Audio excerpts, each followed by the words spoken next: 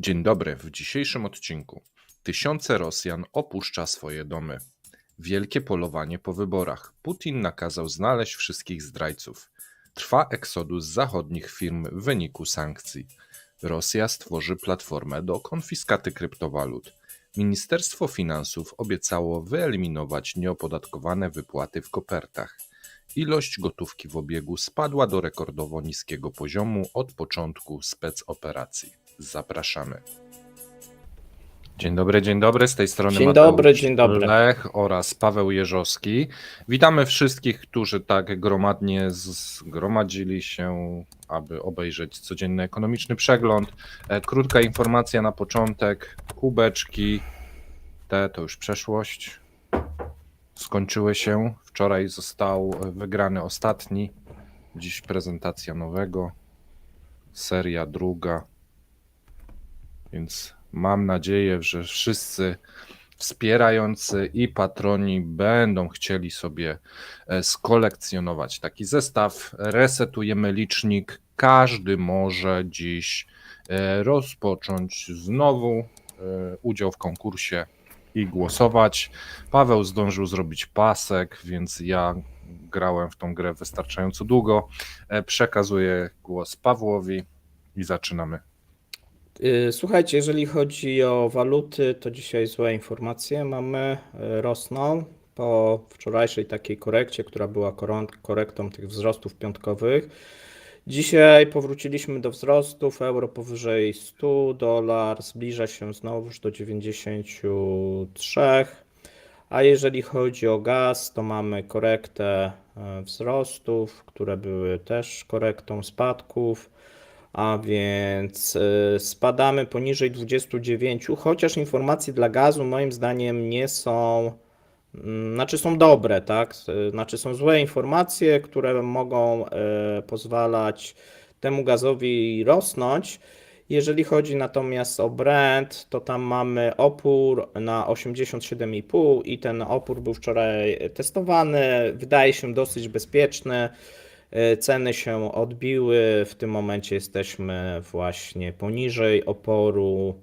No i zobaczymy, co dalej będzie, bo mamy coraz więcej informacji, coraz więcej szacunków, ile Rosji ostatnie ataki kosztują. No tutaj się mówi o tak mniej więcej 900 000 milion baryłek paliw mniej wyprodukowanych. Rocznie, Są miesięcznie? szacunki. Dziennie. Dziennie oczywiście i od 600 do, tak mówi się, miliona, w zależności gdzie czytamy, co czytamy. Tutaj też 600, optymistycznie 900 milion, pesymistycznie, a więc potwierdzają się te szacunki, które my podawaliśmy. Wiesz, to wszystko zależy, jak te rafinerie poradzą sobie z tymi remontami i co zostało uszkodzone, no bo to, prawda, jeżeli coś się pali, no to trudno jak gdyby jedynie po zdjęciach stwierdzić dokładnie, co się spaliło, co uległo uszkodzeniu. Raczej spodziewałbym się, że uszkodzenia są większe, remonty pewnie będą potrzebne dłuższe niż to, co rafinerie na ten moment podają, bo tak by jak gdyby logika podpowiadała. Tak. A my, słuchajcie, mamy dzisiaj bardzo długiego cepa, bardzo dużo informacji i zaczynamy od informacji dotyczących wyborów zagranicznych. Tutaj część Rosjan uwierzyło w to, że głosując i przyłączając się do wiecu południe przeciwko Putinowi, ich głosy zostaną policzone. No i okazuje się, że według sondaży Exit Poll na Putina oddano 15% głosów. Jeżeli ktoś, właśnie były firmy, które to sprawdzały, pod tymi kolejkami, które się ustawiały pod rosyjskimi ambasadami. Natomiast Centralna Komisja Wyborcza policzyła i się okazało, że Putin został wybrany na Putina za granicą i liczba oddanych głosów 57%.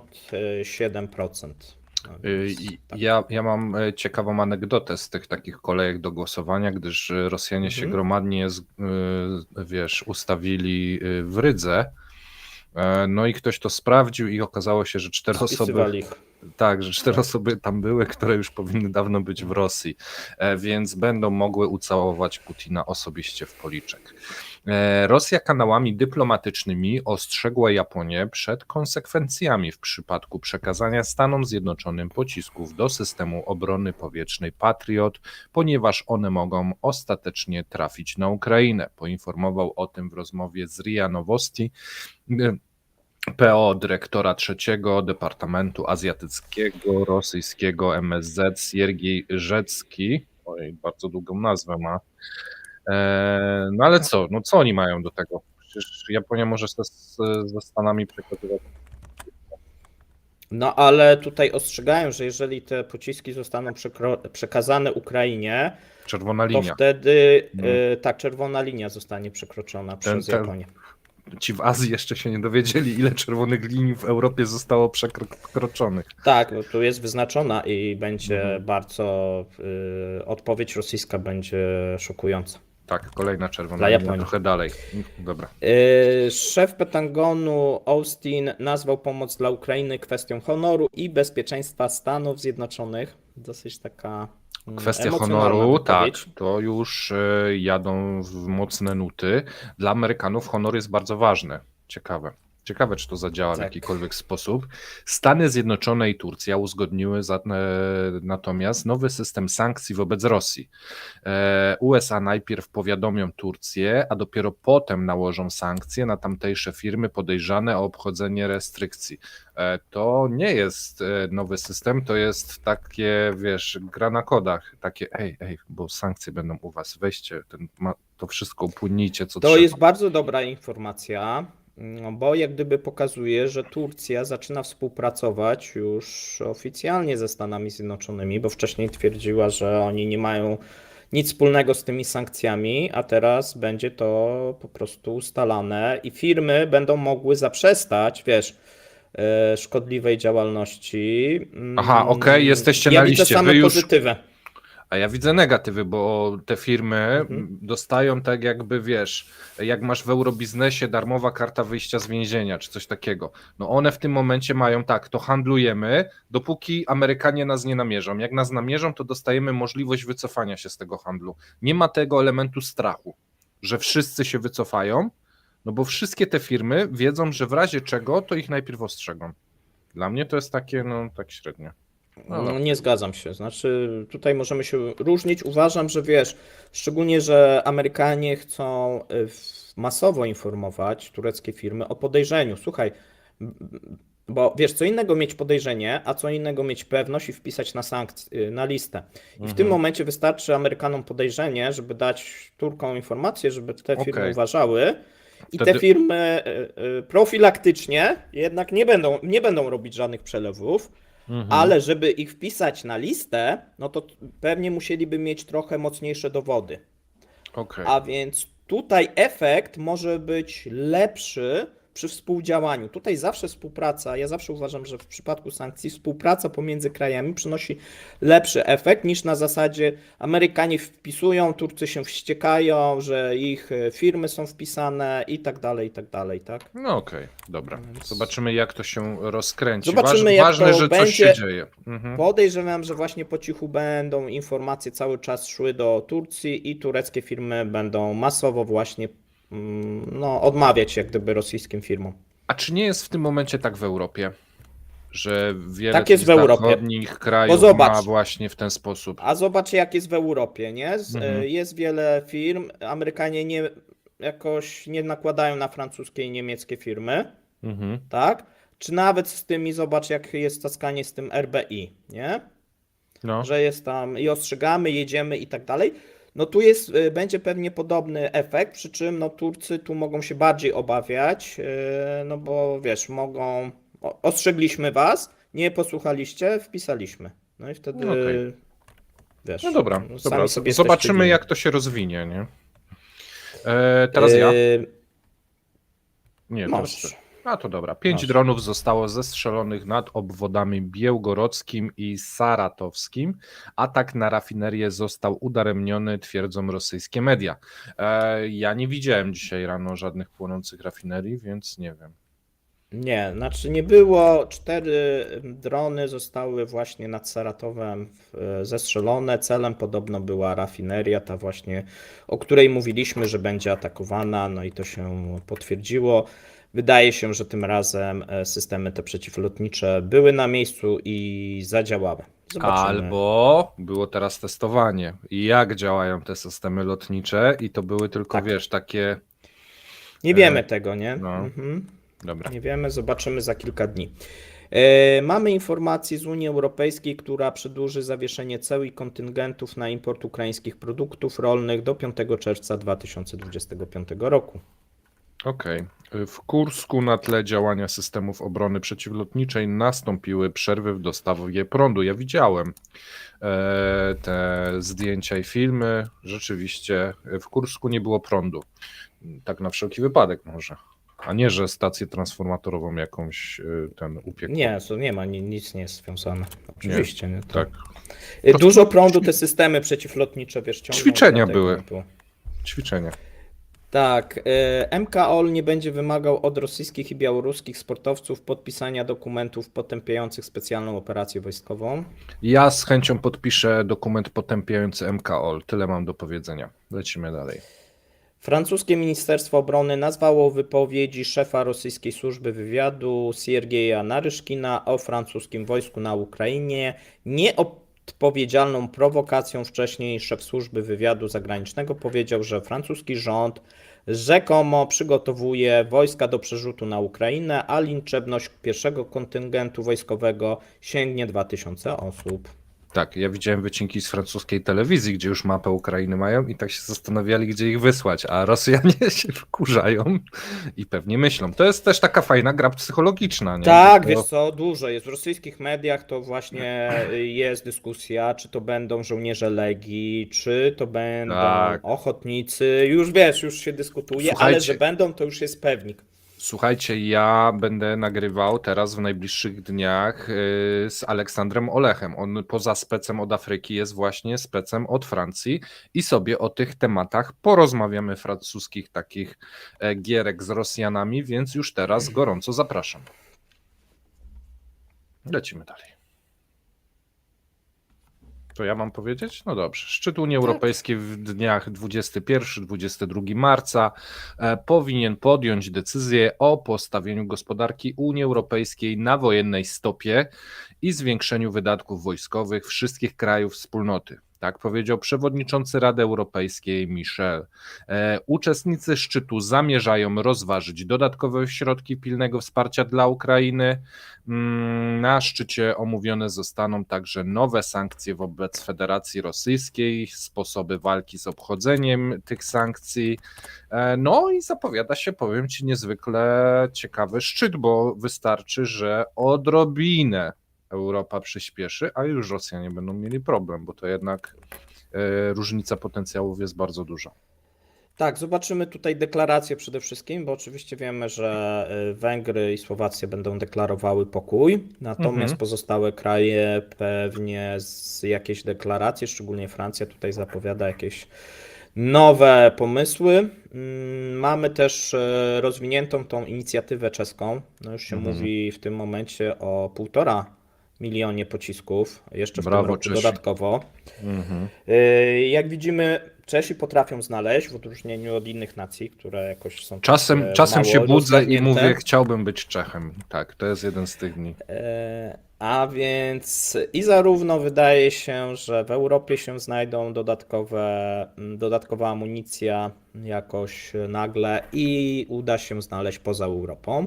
Natomiast mamy, słuchajcie, informację z Norwegii, która właśnie wprowadziła pakiety sankcji wobec Rosji odpowiadające 12 i 13 pakietowi sankcji. Przypominam, Norwegia nie jest w Unii Europejskiej. Tak, a Belgia przeznaczyła 50 instruktorów i 2 szkolne dwumiejscowe samoloty F-16 do szkolenia pilotów sił Ukrainy w bazie lotniczej w Danii. Pierwsi ukraińscy piloci, ci, którzy przeszli półroczne szkolenie, powinni wrócić do domu w maju.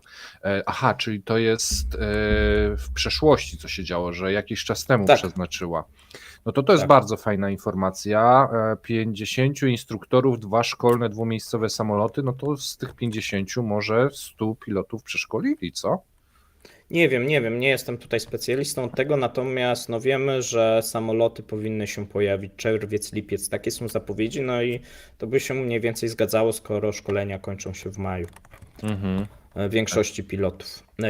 Mamy informacje ze Szwecji. Szwedzki parlament, a dokładnie Komisja Finansów, poparła propozycję rządu dotyczącą wysłania sprzętu wojskowego i amunicji na Ukrainie i udzielenia pomocy finansowej 230 milionów dolarów. Mhm. Też fajnie. Drugi co do wielkości bank w Zjednoczonych Emiratach Arabskich zamknął konta Rosjanom. Bank Emirates NBD zamknął dział skupiony na współpracy z Federacją Rosyjską i z większością rosyjskich rachunków. I to jest bardzo dobra informacja. Mnie gdzieś jeszcze mignęła informacja o Dubaju, ale nie doczytałem jej, więc coś się dalej też tam dzieje, jeżeli chodzi o tą walkę finansową z Rosją. No tak, no tutaj widać palce amerykańskie, jeżeli chodzi o Emiraty. Mhm. Zresztą oni chyba oficjalnie nawet informują Rosjan, że ze względu na tutaj współpracę ze Stanami Zjednoczonymi muszą to zamknąć. No i dosyć ważny kierunek Rosjanom się zamyka do szarego eksportu, omijania sankcji, no takiego raju można powiedzieć, czyli mamy już problemy w Turcji, mamy problemy w Azji Centralnej, no i mamy problemy właśnie w Emiratach. Mamy problemy w Hongkongu, też ważnym kierunku. Zobaczymy. Jeszcze tam mamy Singapur do domknięcia, jest jeszcze kilka takich, można powiedzieć, luk w tym systemie, ale widać, że w 2024 będzie to domykane i utrudni to. To oczywiście nie zamknie importu komponentów, tudzież handlu ropą naftową, natomiast oczywiście będzie to kolejnym utrudnieniem. Mhm. A my mamy informację, że ponad połowa, a dokładnie 58% ankietowanych rosyjskich lekarzy stwierdziło, że nie ma wystarczającej pensji, aby opłacić podstawowe potrzeby: jedzenie, mieszkanie i leczenie.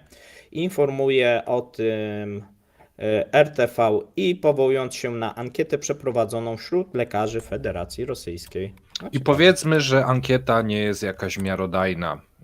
Niech będzie to nawet 40%, ale to są dziesiątki milionów ludzi. No nie wiem, ile jest lekarzy w Rosji. Nie wiem, czy 10, może i tak. Może i tak w sumie. A nie, ja myślałem, że tu powiedziałeś rosyjskich ankietowanych, a tu lekarzy. Dobra. Lekarzy. A to nie, dziesiątki milionów ludzi to nie. Aż tylu lekarzy to nie mają. To by był fake No ale news. wiesz, no ciekawa grupa i że Mhm. oni się skarżą na to. Faktycznie te oficjalne zarobki są niskie, natomiast w Rosji spora część lekarzy dorabia w różny sposób. No i Tak. być może tego, nie wiem, czy to uwzględnili w odpowiedziach, czy nie. Mhm. Natomiast my przejdziemy do smutnej informacji, bo okazuje się, że tysiące Rosjan musi opuścić swoje domy. Mamy najnowsze informacje z Kurska, z Białgorodu. Tutaj władze Białgorodu podjęły decyzję o ewakuacji dzieci z regionu związanego z nasilającymi się ostrzałem ze strony Ukrainy. Pod koniec tego tygodnia rozpocznie się ich transport do regionów Kaługa, Pędza, Tambow. Władze przesiedlają również wszystkich mieszkańców przygranicznego dystryktu Grajworon, który został pozbawiony prądu z powodu zniszczenia lokalnej podstacji. W związku z ukraińskim ostrzałem szacuje się, że ponad 9 tysięcy dzieci zostanie ewakuowanych z rosyjskiego Białgorodu i kilku dzielnic w okolicy Białgorodu. Tak powiedział we wtorek gubernator regionu Wiaczesław Gładkow. Gładkow powiedział, że pierwsza grupa 1200 dzieci zostanie ewakuowana już 22 marca. W ostatnich tygodniach szczególnie często dochodzi do ataków na cywilne obszary Białgorodu. Według Gładkowa w ciągu ostatniego tygodnia zginęło 16 osób, 98 zostało rannych. W ciągu tylko ostatniej doby w obwodzie białgorodzkim uszkodzonych zostało ponad 130 prywatnych domów, 28 samochodów w wyniku ostrzału, tak mówi Gładkow. Ale to nie koniec, ponieważ pan Wiaczesław Gładkow z dumą zaznacza, że mieszkańcy regionu nie poddali się trudnej sytuacji, Podczas wyborów prezydenckich od 15 do 17 marca do lokali wyborczych przyszło kilkakrotnie więcej osób niż wcześniej. W sobotę nakazał zamknięcie galerii handlowych, szkół ze względu na sytuację bezpieczeństwa. Również sieć restauracji Wkusno i Toczka zamknęła wszystkie swoje lokale. Planowana ewakuacja dzieci jest jedną z największych publicznie ogłoszonych w obwodzie białgorodzkim i największą rosyjską od rozpoczęcia konfliktu z Ukrainą. No i też mamy dane po tej drugiej stronie, czyli rosyjski korpus ochotniczy podaje, że w wyniku walk reżim stracił trwałe straty 613 żołnierzy, straty sanitarne 829 żołnierzy, w niewoli 27 żołnierzy, zniszczono 7 czołgów, 20 bojowych wozów piechoty, 6 haubic, 4 transportery, moździerze i tak dalej, i tak dalej. Również ileś sprzętu zostało uszkodzonych. No i wygląda, że konflikt dotarł do strefy rosyjskiej. Pieskow mówi o stworzeniu pasu sanitarnego po stronie rosyjskiej i po stronie ukraińskiej. Ale No, pas brzmi sanitarny to jest wypalenie do gołej ziemi. To mówią, to my teraz wypalimy swoje miasta i wioski jako pas sanitarny? Nie, to tak po rosyjsku. Mają trochę ziemi, więc mogą utworzyć.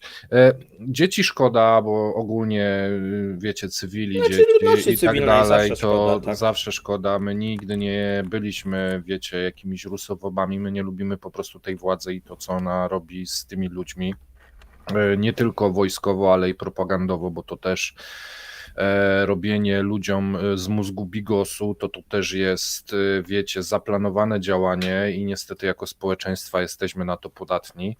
No, ale z drugiej strony, no, po ponad latach wojny, no, zasłużyli na to, żeby też działania wojenne były na ich terytorium. A teraz przechodzimy dalej. Po wyborach oczywiście musi się zacząć polowanie. Putin nakazał znaleźć wszystkich zdrajców. Federalna Służba Bezpieczeństwa powinna stanowczo tłumić próby siania niepokojów w Rosji, neutralizować działalność zachodnich służb wywiadowczych, a także znajdować i karać zdrajców, aby ochronić Rosję przed zagrożeniami wewnętrznymi i zewnętrznymi. Takie zadania postawił przed FSB prezydent Rosji podczas wtorkowego przemówienia przed zarządem departamentu. Czyli wiecie, wybory się skończyły. No i teraz można łapać wszystkich, którzy coś w trakcie ostatnich miesięcy przekombinowali. Według Putina naród Rosji oczekuje od FSB skutecznych i ofensywnych działań, a wyzwania stojące przed krajem wymagają konsekwentnej pracy we wszystkich obszarach. Odpowiedzialne zadania stoją przed jednostkami zapewniającymi ochronę porządku konstytucyjnego i zwalczającymi ekstremizm, powiedział Putin. Próby wywołania niepokojów, wykorzystania rusofobii muszą być surowo i natychmiast stłumione. Za przejawami ekstremizmu, zdaniem Putina, wystawiają uszy. To jest dziwne sformułowanie, ale niech będzie, które zdaniem prezydenta zazdroszczą Rosji. Ja nie wiem, czego zazdrościć, no może innych uszu.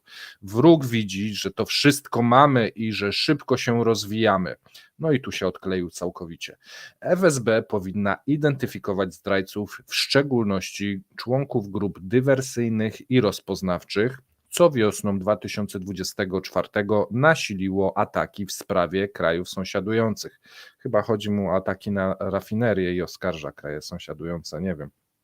Obwody Ukrainy doniosły o zniszczeniu składów broni i zajęciu obszarów zaludnionych, to może Białgorod. Będziemy ich karać bez przedawnienia, gdziekolwiek się znajdą. i proszę, abyście poświęcili temu obszarowi działań wystarczającą uwagę, aby nikt się nie zniechęcił, powiedział Putin do FSB. Ponadto, kontynuował, FSB powinno skupić się na rosyjskiej gospodarce, systemie bankowym i finansowym, a także w firmach rozwijających nowe rynki. Wasze wsparcie dla gospodarki kraju i naszego rozwoju jest niezwykle ważne. No i tu ja zazdroszczę tym firmom, że FSB będzie ich wspierało chyba kontrolami i aresztowaniami. W 2023 roku FSB wszczęła rekordową liczbę spraw przeciwko Rosjanom, to tak informacyjnie, i ta organizacja jest kluczowym ogniwem w systemie zapewnienia bezpieczeństwa i suwerenności państwa Rosji, podsumował Putin. I co, Paweł, ty na to? Zwłaszcza te elementy gospodarcze, że ci oficerowie FSB mają wspierać.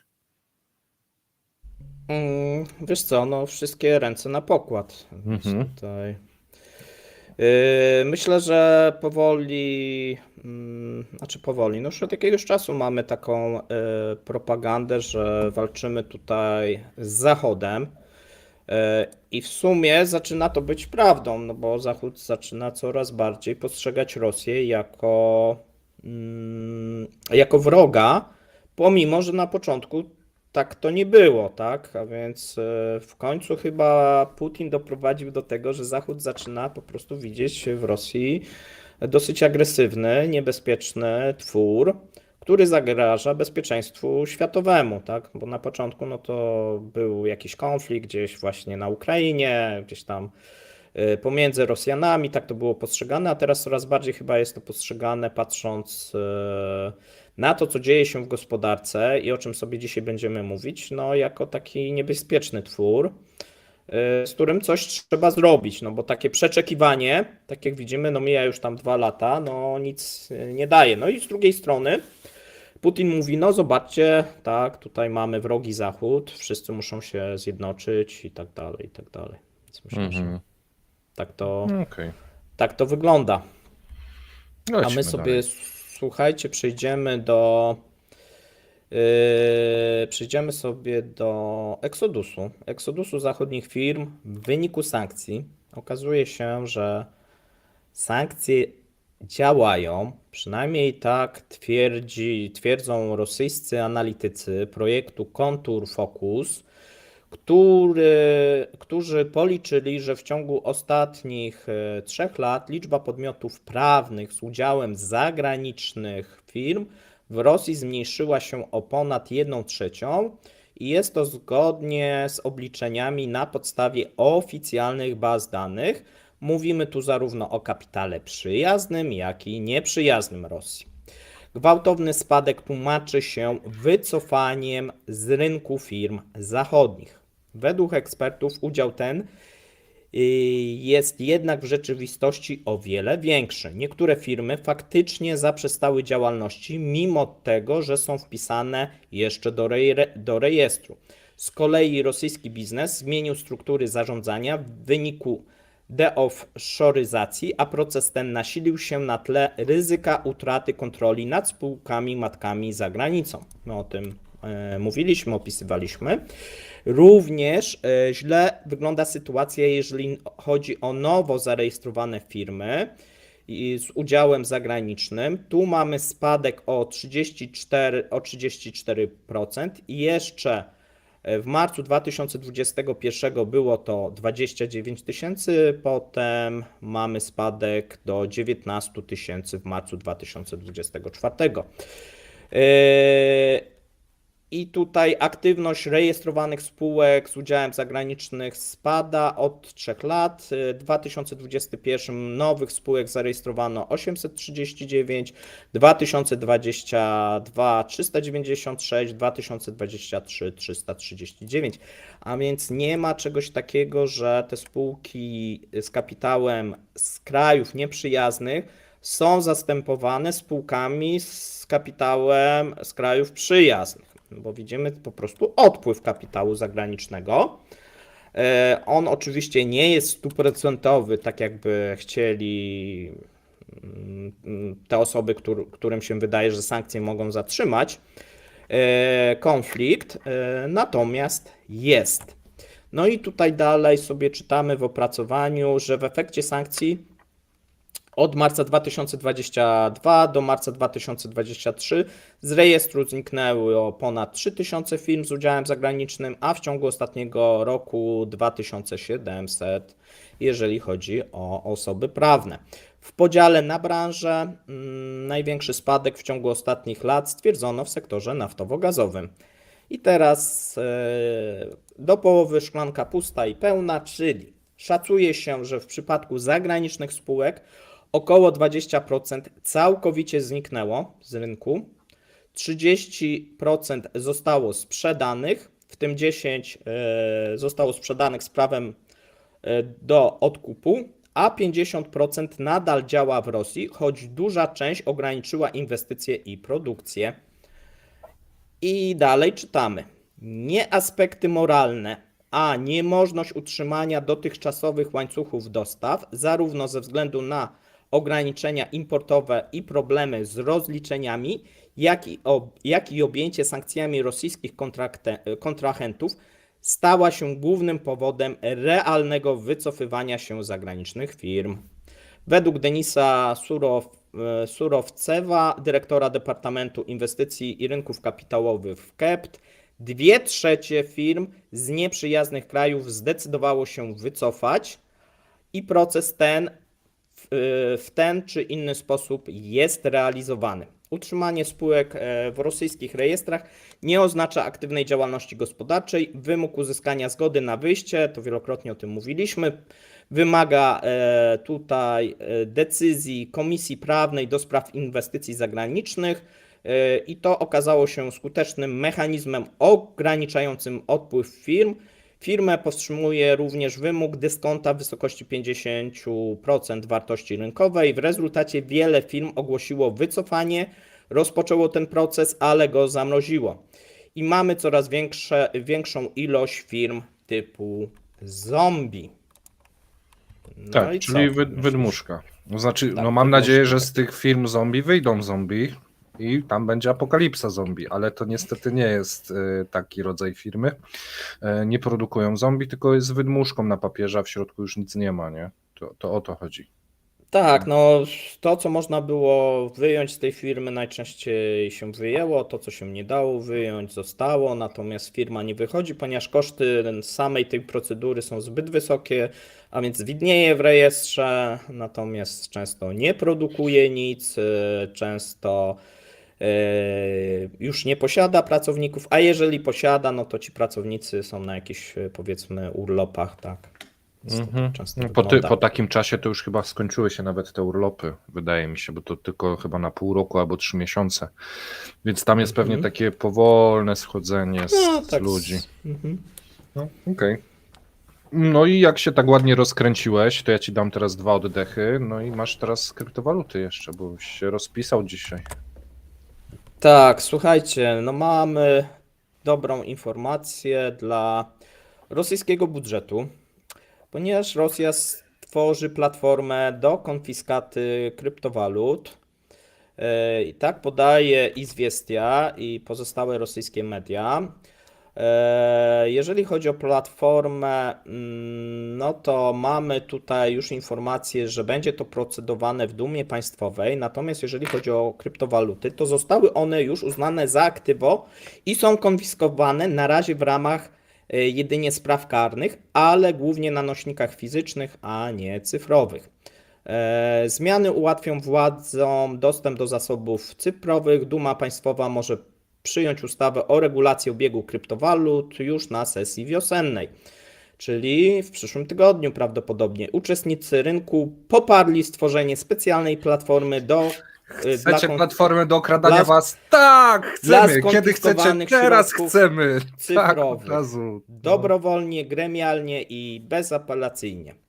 Ministerstwo Finansów musi złożyć sprawozdanie z realizacji nakazu do 1 października 2024 roku.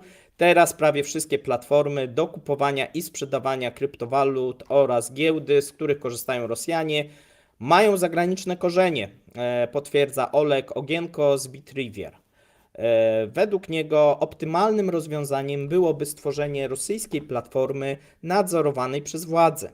Na nim agencje rządowe będą mogły otwierać rachunki do przechowywania walut cyfrowych zabronionych do obiegu i rozporządzać nimi w ramach prawa. Może to zainteresować takie instytucje jak Rosfin Monitoring, MSW, FSB, Prokuraturę Generalną, Komitet Śledczy, uważa ekspert.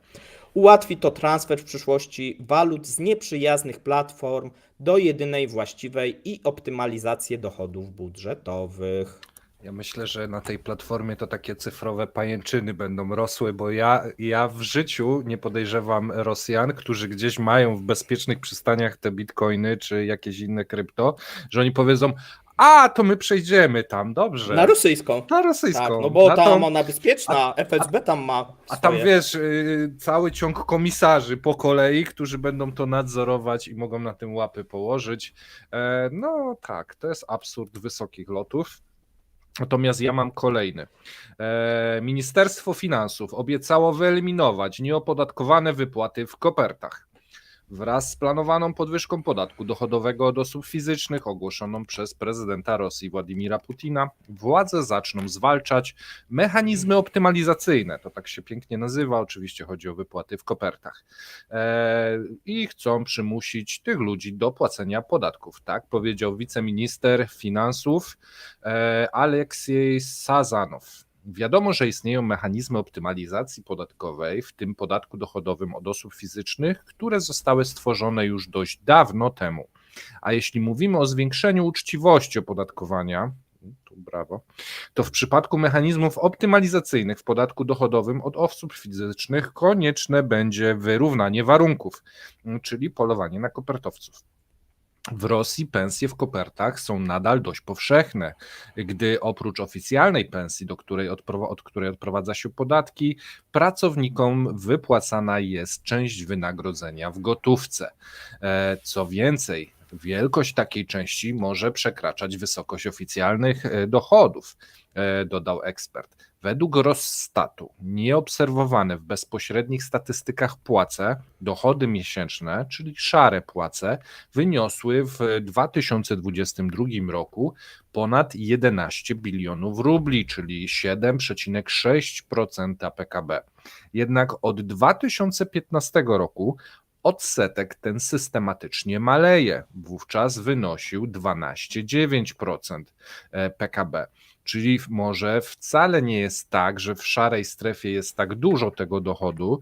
Rząd może zakłada, że tam coś może jest, bo to niemożliwe, aby ludzie mieli tak mało, ale może właśnie ludzie mają tak mało i to wielkie polowanie na kopertowców okaże się tym, na co ja mam nadzieję, że jednak w Rosji ci ludzie rzeczywiście zarabiają mało. W 2017 roku jest takie opracowanie, gdzie była mowa o tym, że połowa wynagrodzeń z tytułu podatku dochodowego od osób fizycznych to systemy kopertowe. Druga połowa to płace w nieformalnym sektorze gospodarki.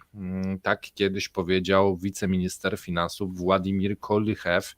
No i tu ja mam pewną rozbieżność, no bo to, że te koperty są i są dosyć popularne, no to jest oczywiste, natomiast nikt nie wie tak naprawdę, jaka jest skala tego. No ja widzę, że dam kopertę za kubek, skontaktujemy się po programie najwyżej, żeby powiedzieć, że to jest niegodziwe i nie możemy praktykować takich rzeczy.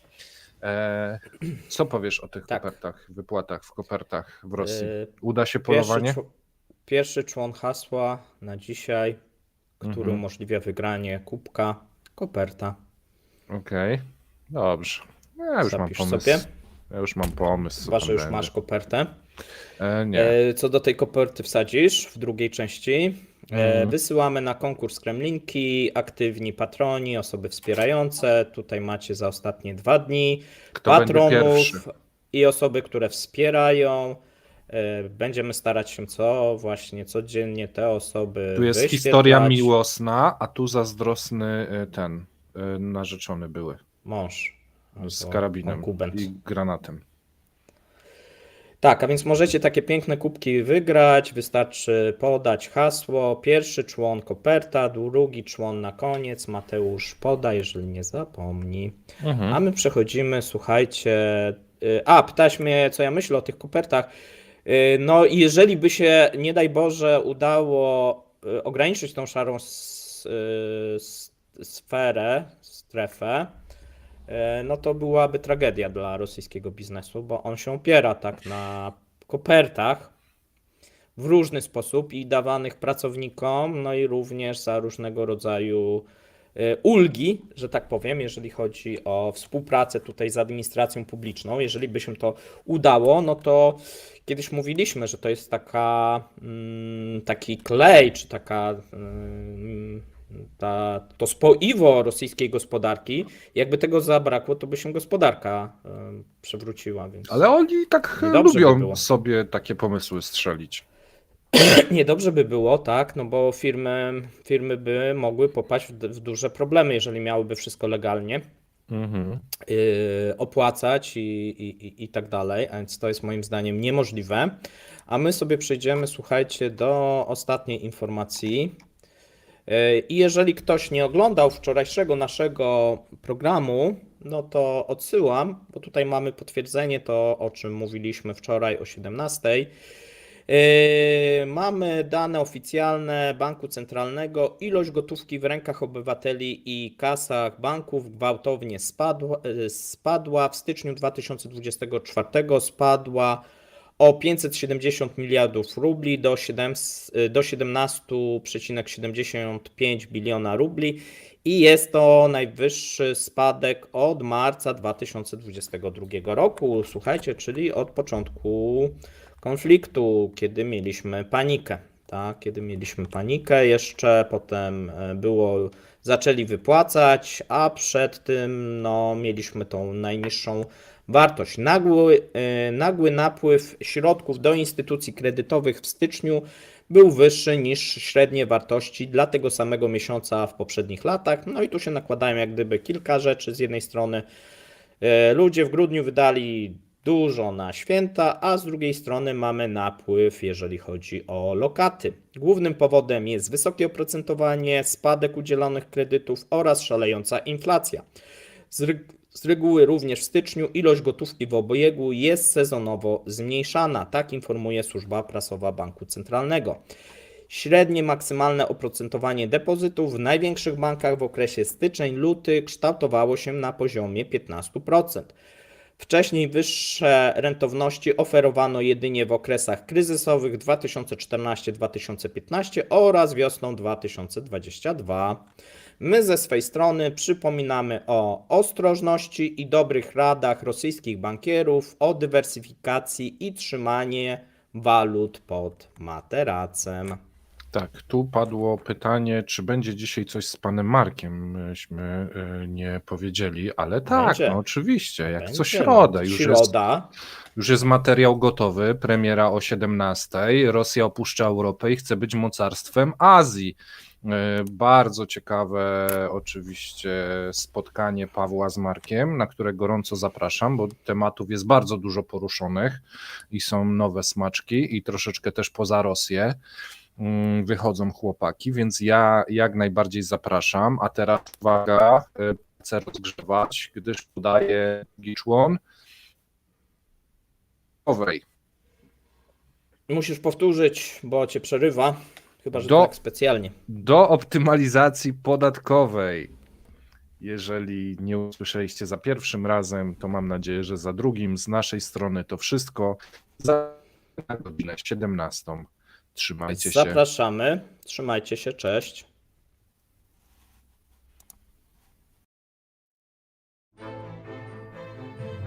Dziękujemy za obejrzenie materiału do końca. Zapraszamy kolejnego dnia. Trzymajcie się. Cześć.